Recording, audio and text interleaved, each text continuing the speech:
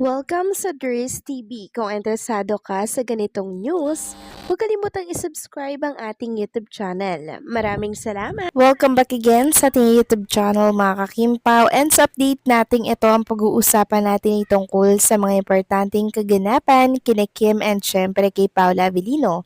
Pero bago po ang lahat, maraming salamat sa inyong patuloy na pag-support at pagsabaybay sa mga daily update natin. Kaya naman bilang pasasalamat, narito po ang ilang napili kong komento patungkol ito sa naging previous update. Unang komento mula po ito kay Ginang Vivian Caraig. Sabi niya, "Good AM, so proud of Kim Pai. Why? Cause can't keep themselves secret. Feel na naming lahat na they have to admit the real one kasi bestado at huli na sa lie detector challenge. Kaya tawa lang lagi sila Tawa rin kami while watching it, kilig much talaga. Kita inggit mga bashers, laging ganon pero ignore na natin sila. Happy and panatag na tayo, mabuhay." Tama po kayo dyan, Ginang Bibian Caraig. Wala na po talagang maitatago kay Kim and kay Paula Avellino. Kasi sa kilos pa lamang po nilang dalawa, kitang-kita at ramdam na po natin kung ano ang katotohanan sa kanila. Kaya kahit hindi po nila ito aminin ng diretsahan, sobrang linaw na mga kakimpaw kung anong meron sa kanila. Basta mga kakimpaw, maging panatag lamang tayo dahil hindi naman po sinisekreto ni Kim and Paula Avellino yung kanilang mga action, mga galawan po nila sa isa't isa na talaga namang sobrang sweet, lalo na po pag walang nakaharap na camera. Doon tayo sa behind the scene mga kakimpaw na talaga namang bubuo po ng mga araw natin. Kaso nyo nga po kung ano lamang po yung gusto nilang i-share, yun lamang po yung sinashare ng management bilang paggalang na lamang din siguro sa privacy na iniingatan syempre ni Kim and syempre ni Paolo Abilino. Kaya maging panatag tayo. Sa mga bashers, hayaan natin sila mag-violet mga kakimpaw basta tayo tiwala lang kay Kim and Paolo, okay? So maraming salamat sa komento, Ginang Bibian Caraig. God bless po sa inyo and mabuhay kayo. Next comment naman mula po kay Ginang Mila Carillo. Sabi niya, "Sana ma'am dear, sana dumating si Kim at Pao para sa Di Alibay sa showtime namin. Makita ang Kim Pao na mag-promote ng Di Alibay. Sana surprise sa mga fans. Solid senior, laging tuwa namin kung mangyari yon. Thank you sa ABS-CBN sa paayuda ng Kim Pao. Support lang kami hanggang dulo. Forever fans Kim Pao, have a good work and happy together lang kami." So mukhang malabo na po Ginang Mila Carillo na makapag-promote pa si Kim and Paula Avellino sa It's Showtime ng Di Alibay. Dahil alam naman natin na sobrang busy po ni Kim and Paula Avellino sa kanilang magkahiwalay po na ginagawa. Si Kim sa training, while si Paula Avellino naman ay sa shooting ng kanilang upcoming movie with Nadine Lustre.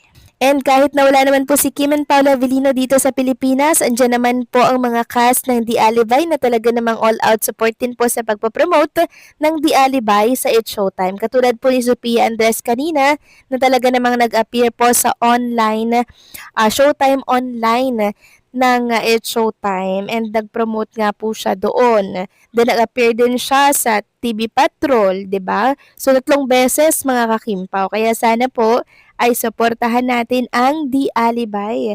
Ilang minuto na lang yung bibilangin natin mga kakimpaw. 'Di ba? Alibay na. Kaya sana po ay wag natin itong palalagpasin. Basta magtulong-tulong tayong may angat po ang ratings ng Di Alibay sa prime time dahil yun po ang kailangan ni Kim and Paolo. So maraming salamat sa komento. Ginang Mila Carillo, God bless po sa inyo and mabuhay kayo. So ito na nga, pag-usapan na natin ang mga balita po na nakalap natin sa gabing ito. Tunahin na nga nating pag-usapan ng tungkol nga dito sa pinost ng Dreamscape PH na ganap ni Sophia Andres para po mag-promote ng Di Alibay. Sabi nga dito, "Thank you kapamilya chat for having Sophia Andres Di Alibay ang buong katotohanan ngayong gabi na. Di Alibay ang buong katotohanan ngayong gabi na 8 p.m. sa ABS-CBN All TV, A2Z Kapamilya Channel, Kapamilya Online Live, at sa I1. So, ganyan po mga kakimpaw, ka-all-out support si Sophia Andres at ang iba pang mga cast na pagtulungang i-promote nga po ang Di Alibay ang buong katotohanan dito po sa ABS-CBN. Kaya kahit busy po si Kim and Paolo Avellino, makakaasa po kayo mga kakimpo na merong mga talaga namang kakatawan para i-promote ang kanilang project. Samantalang next topic naman, pag-usapan natin ang tungkol naman dito sa talaga namang pinagtitrend ng mga Kimpo fans dito po sa X. Talagang tulong-tulong sila sa pagpapatrend ng hashtag The Alibay The Beginning. So yan po kung inyo mapapansin, grabe tad po ng color blue ang aking wall. Ayan no, tulong-tulong sila. Nakakatuwa yung ganitong mga fans kasi talaga namang nagsasanay puwersa sila para po pagtulungan mapatrend ang mga project or event ni Kim and Paolo. At katunayan nga niya, nag-trending nga po mga kakimpo ang The Alibay. 11K posts. Ayan no, The Alibay ang buong katotohanan premieres on Free TV tonight. 11K posts. Grabe naman yung pag-support ang ginagawa ng mga Kim Paulan dyan, no? Talagang unconditional po yung pagmamahal na binibigay nila kay Kim and kay Paolo. And I'm sure, pag nakita ni Kim and Paolo itong pagsuporta ninyo, sobrang matutuwa at sobrang happy silang makita na talaga nagkakaisa kayo para sa kanilang proyekto. Samantalang kakapasok lamang po na balita mga kakimpaw, meron tayong napag-alaman mula po ito sa post ng isang account or fan page dito po yan sa Facebook. So nakita natin mga kakimpo na shinare niya nga po yung usapan dito po sa Instagram at nakita natin, nabasa dito na merong isang nakakita kay Chinita Princess. Sabi niya dito mga kakimpaw, next month pa siya babalik sa It's Showtime. Then, she left last March 11, Manila to Taipei daw, tapos Taipei to Paris. So, ibig sabihin na cross country mga kakimpaw, ganun po ba yun? Tama ba yun? Correct me if I'm wrong. So, Manila to Taipei, tapos after Taipei, nag-Paris, France. Grabe mga kakimpaw, no? Nakakatuwa naman kung totoo nga po itong nababasa natin. Sabi nga dito sa caption, nagawi ako sa Instagram, nakimarites ako doon sa Paris daw si Kim Chu, sinundan sila Labs Paolo Avellino, kaya wala sa Showtime. Totoo ba? So mula ang info na yan kay Analia06. Ayan mga kakimpaw, ipaplex ko na lamang po ng bonggang-bongga sa mga screen po ninyo. Pinost po ito ng isang account dito po sa isang community. Ayan po, napakalaki po ng nakalagay dyan. She left last March 11 to Manila. Then Manila, Taipei, Taipei to Paris. Wow, mga kakimpaw. Gusto ko lang maniwala, no? Na talaga nang magkasama sila together. Sana nga po totoo na to mga kakimpaw.